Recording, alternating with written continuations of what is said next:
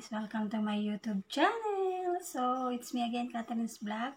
So, today's video ay i-share ko po sa inyo kung ano-ano ba yung mga ginagamit ko sa aking pagbablog. So, ayan, may nagtatanong po kasi kung ano daw ginagamit ko sa pagbablog ko or ano yung ginagamit ko para makabuo ako ng isang content.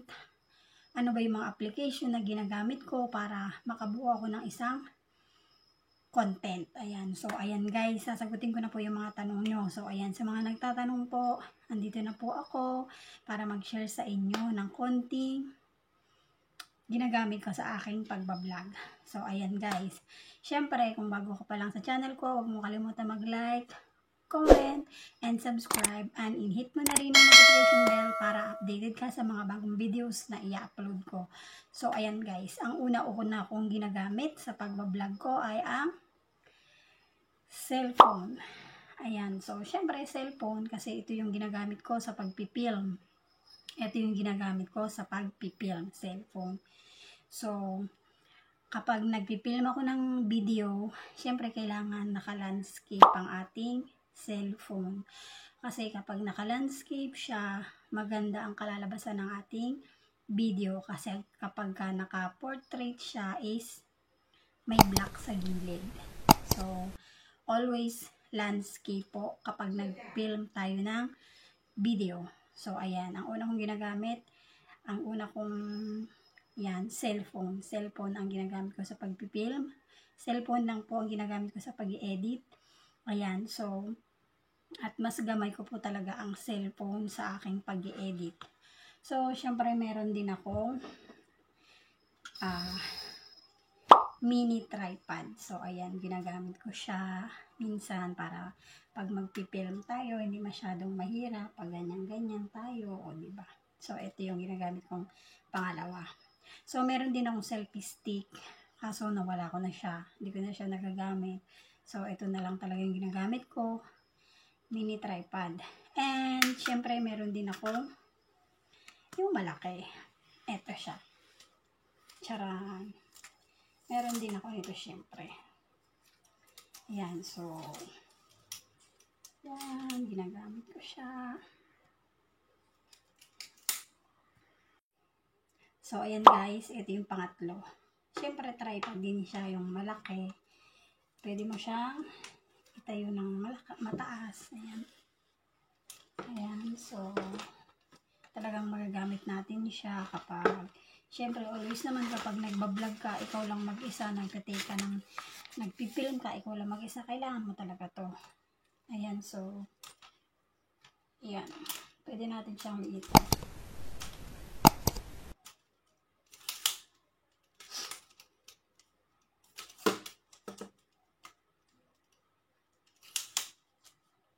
Ayan. So, ayan ang ginagamit ko. Ayan, meron ako nito. Meron akong tripod na malaki. Tripod ba yan? O, tripod na. And then, mini tripod. Siyempre, meron akong cellphone. Ayan, dalawa yung cellphone ko. And, meron pa akong laptop. So, yung laptop ko is, hindi ko afford bumili ng brand new.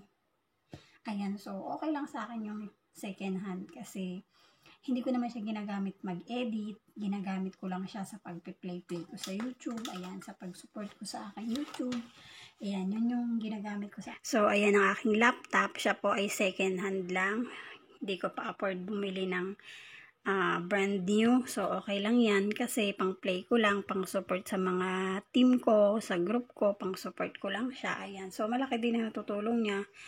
Okay lang kahit na konti lang yung MB niya. Okay lang naman. Ayan. Mag-start muna tayo sa maliit. Ayan. So, ayan guys. Na-share ko na sa inyo kung ano ba yung mga ginagamit ko sa aking pagbablog. Syempre, kapag nag-film ka na ng video, kailangan mo rin siyang i-edit. So, ang ginagamit ko lang talaga sa pag-i-edit is cellphone. Hindi po ako gumagamit ng laptop. Cellphone po yung ginagamit ko. So, syempre, sa nagtatanong din po kung anong application yung ginagamit ko sa pag-i-edit. So, ang ginagamit ko po is PixArt. Ayan. So, PixArt po yung ginagamit ko sa pag-i-edit ko ng aking thumbnail. Ayan, talagang nakapokus ako sa PixArt. Hindi na ako gumagamit ng ibang application. Meron din ako mga application na naka-download, pero talagang sa PixArt ako gumagawa. And, after ko po siyang mag-edit ng thumbnail ko sa aking PixArt, syempre, doon na tayo sa KineMaster mag-e-edit. So, ayan. Marami pong application na pwedeng gamitin sa pag-i-edit, pero ako kasi naka-stick lang ako sa KineMaster. So, ayan. Stick to one kasi ako, kaya KineMaster lang talaga ako. Ayan, so talagang master ko na yung KineMaster. Yan talaga yung ginagamit ko. Hindi ako gumagamit ng ibang application sa pag-i-edit ko ng aking mga vlog. KineMaster lang po talaga siya. Yan yung ginagamit ko. So, ayan guys, syempre, gagamit din tayo ng mga sound effects. Ayan, so mag-download lang tayo ng mga sound effects na gagamitin natin sa ating mga vlog o sa ating mga video. Kailangan natin yan. Kasi ito nakilala sa aso. May aso. Panira. So, ayan guys, KineMaster lang po ang ginagamit natin ginagamit ko sa pag-i-edit. Lahat yan. So, cellphone lang talaga ang ginagamit ko sa pag-i-edit, sa pag-film, pag-i-edit. Ayan, cellphone lang po talaga. Hindi po ako gumagamit ng laptop. And, hindi ko pa po afford bumili ng camera. Ayan, sana soon makabili tayo ng camera. Baka naman may gustong mag-sponsor, charot lang. Gustong mag-sponsor, charot lang. Gustong mag-sponsor, charot lang po. Ayan. So, syempre, ayan. Ito yung ginagamit ko. Ayan.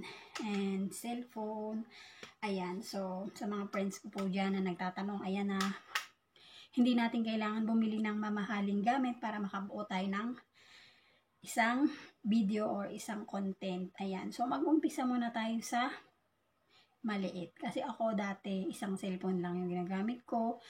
Nag-umpisa ako sa isang cellphone hanggang sa gumawa ako ng paraan kung paano ko mapapaganda yung mga video ko. Nag-isip ako ng mga DIY kung paano mapapaganda yung video ko. Kasi dati wala pa ako mga tripod, ganyan. Wala gumagamit na ako ng mga kawad or kung anong pwede kong gamitin para mapaganda ko yung videos ko. Ayan. So, nasa channel ko po yan kung gusto nyong malaman kung saan ako nag-umpisa at kung ano yung mga ginagamit ko na mga tools para mapaganda yung mga videos ko. Ayan. So, hindi naman natin kailangan. Kung wala pa talaga tayong pera, ayan. So, mag-start muna tayo sa maliit. Ayan. So, maliit and then malaki na. So, ayan. Ano pa ba? Ayan. Sa pag-i-edit naman, ayan. So, mag-start muna tayo sa basic editing. So, yun ang ginagamit ko. PixArt, and then na-master ko na yung KineMaster kasi yan lang talaga ginagamit ko sa pag-e-edit. So, paano guys? Syempre, ang ating mga video, ang ating mga content, lalagyan natin yan ng mga sound effects. So, magda-download tayo ng mga sound effects. Kung marami kasing sound effects na dyan, syempre, kailangan din natin ng intro. Ayan. So, kailangan din natin ng intro vlog natin, outro, kailangan din natin yan. And, syempre, kailangan din natin maglagay ng mga YouTube pictures. So, yan yung mga, maglalagay tayo ng cards. After natin ma-edit yung video, lalagyan natin yan ng cards info. And, maglalagay din tayo ng end screen. Kailangan natin yan sa ating mga video. Ayan, kapag na-edit na natin yan, doon natin lalagyan ng end screen at saka ng info cards. Ayan, so may mga tutorial din ako dyan kung paano nyo malalagyan. So, ayan guys, kung gusto nyo ng mga tutorial, punta lang kayo sa aking channel. And marami kayong matututunan. And kung meron kayong mga tanong, meron po akong mga tutorial dyan. Bisitahin nyo lang aking channel. And, okay guys, that's it for today. And, don't forget to like, comment, and subscribe. And don't forget to hit the bell button para ma-update ka sa mga bagong videos na i-upload ko. So, ayan guys, yan lang po yung masashare ko sa inyo today. Kung ano ba yung mga ginagamit ko sa aking pag-edit. So, kaya po nang sinabi ko, kung hindi natin kaya or hindi natin afford, mag-start muna tayo sa maliit na bagay. So, ayan, makagawa naman natin ng paraan kung paano natin mapapaganda ang ating mga videos. Ayan, so, kung aspiring vlogger ka, umpisahan mo na ngayon. Ayan, so mag-umpisa ka na ngayon. Kung talagang nasa loob mo yung pagbablog, umpisahan mo na ngayon. Huwag ka na magdalawang isip. Umpisahan mo na. Tara na. Okay. Paano yan guys? Ako ay magpapaalam na. Hanggang dito na lang po ang inyong lingkod. Again, don't forget to like, comment, and subscribe. And see you on my next video. Bye!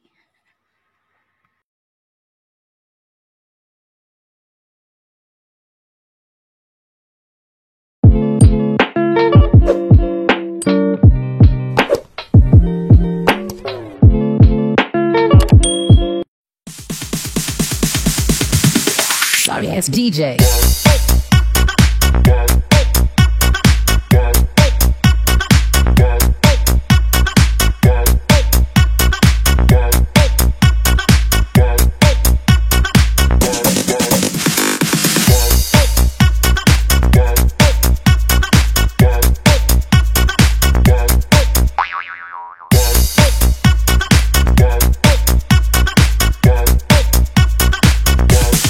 You can get some.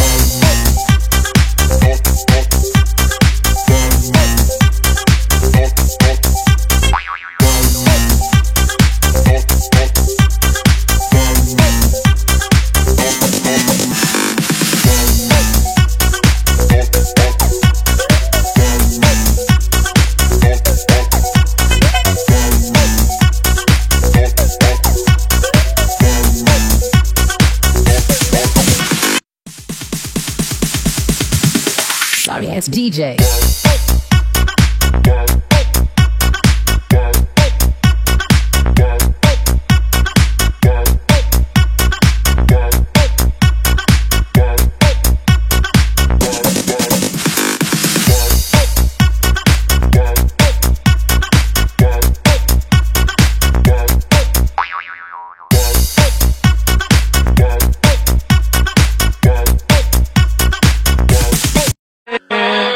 With